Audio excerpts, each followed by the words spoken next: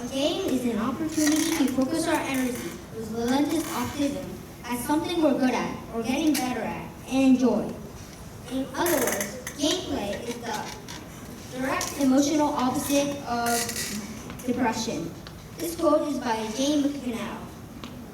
Moms, dads, and kids, I think you spend a lot of time thinking about this question. Are video games beneficial to learning and life? And how can video game addiction be prevented? Or in other words, are video games good for you?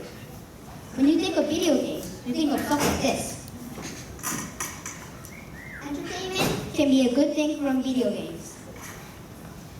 But if video games become serious, it can cause dangerous addiction like this. This is an image of a person who's seriously addicted to video games. But also, video games can have better benefits than just a source of fun, like this. This is the image of a person learning how to fly as a pilot using video games, and one of the games to do it. My name is Sotatsu Tanaka, and the reason why I wanted to research about this topic is that I knew lots of people had concerns about getting addicted to video games. And when I researched the number, it was even more than I expected. According to the article Game Over, I found out that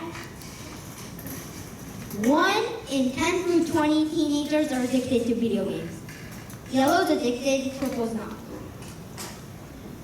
And on May 28, 2019, the World Health Organization said that video game addiction was an official mental disorder. Also, no offense, but parents always say stuff like, video games are bad for you, and video games are not beneficial and stuff, right? Yeah. Don't worry, parents, it's not their fault. But I was kind of curious about, well, what if video games are actually beneficial? The answer to if video games can be beneficial to learning and life is yes. Video games can be beneficial if they're used the right way. There was a lot of research done by STEM jobs, and I'm going to talk to you about some of that research. 1. Driving games can increase your thinking speed. In a study, a group of people between ages 60 through 85 played a game called NeuroRacer for 12 hours over a month. Not every week, over a month. Those people were compared to a group that did not play, and the group that played showed improvement in multitasking, and they had stronger attention. In fact, their brain thinking patterns were showing people in the 20s. That is just amazing. 2. Video games can increase brain function and IQ. Scientists made 23 adults play Super Mario 64 on a Nintendo XXL console. Those people showed, compared to the people that did not play video games in the research, more spiritual navigation, memory formation, strategic planning, and fine motor skills of the hands. 3. Action games can teach you how to learn. People who play the action game, Call of Duty, showed more engagement and capacities to learn. So, are you surprised, parents and the students?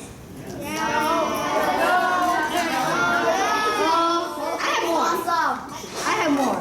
Video games can teach you the who, what, where, when, why, and how better than anything else.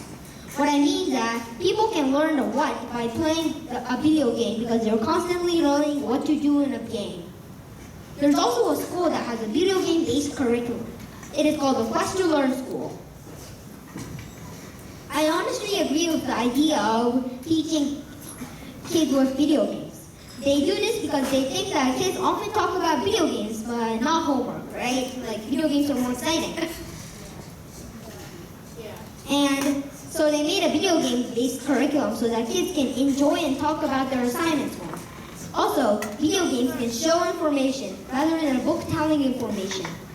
Go to this link if you want to find out more about this school.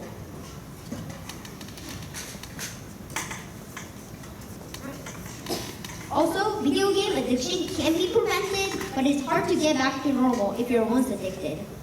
So I'm going to share with you this college girl that got addicted to video games. She got addicted to a game called WoW, which is often known as WoW. Her name was Ruya. She was a college student that lived in the countryside and she was bored. So she decided to play an MMORPG, massive multiplayer online role-playing games. Well, I'm going to talk about that later. And Ruya loved that game, and she started playing at least 20 hours a day online, like most addicted gamers. She quit her job, she had a job, dropped out of college, and she also cut herself off from family and friends. She stopped cleaning her room and did not shower or wash her hair. Surprising. And Ruya realized that she was going crazy, so she uninstalled the game and stayed offline. Her body started getting bad headaches, and she had health problems when she wasn't playing WoW, and she overdosed on pills. Luckily, she failed when her parents saw her. She asked them for help, and then they kindly helped them. She finally realized what the video game was doing to her. She was horrified at what she had become. Ruya, now 24, hasn't played Warcraft in 2 years, but the game still slightly overwhelms her. She now has a job, but she often stumbles over her words and has trouble making eye contact. So the story kind of has a sad ending, but it has a better ending than a teenager named Sean, who actually died from video game addiction. So that is like sad, super sad. So to stop yourself from realizing that you're addicted when you can't recover completely, like Ruya, I borrowed a chart from the article Game Over.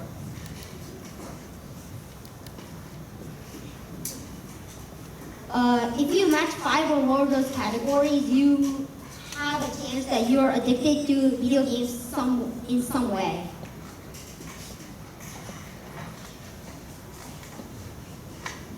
So you might be wondering, what are the most addictive video games and how can you minimize your chance of addiction?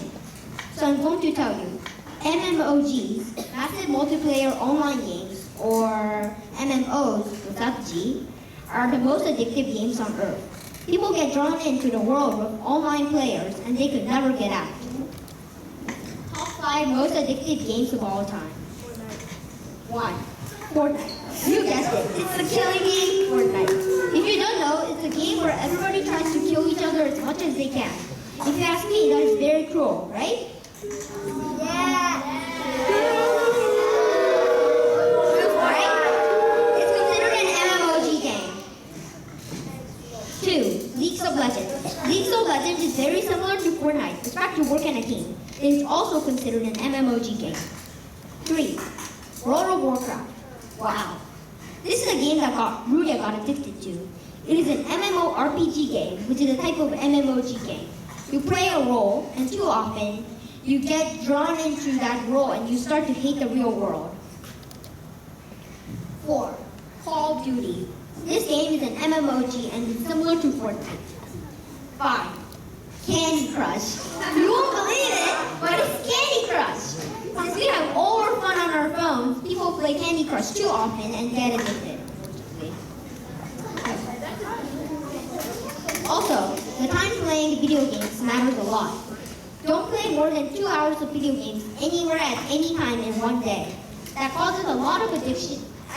That causes a lot of health problems and is the root for addiction. Parents, I encourage you to have a timer set in the game console or whatever your son or daughter plays video games on so that it'll automatically log out. Even if the game is educational, it doesn't matter. So my main point is, don't play MMOG games much, play within 2 hours a day, and never forget that there are tons of benefits from video games. Change the future from this, the left image, to the right image. Also, join the Internet/Computer Addiction Services, an organization based in Redmond, Washington that helps people cope with compulsive computer use. Remember to visit educational game sites like ABCA, Home Math, and Front Row. Together, we can change the future of addiction. I know we can. Thank you.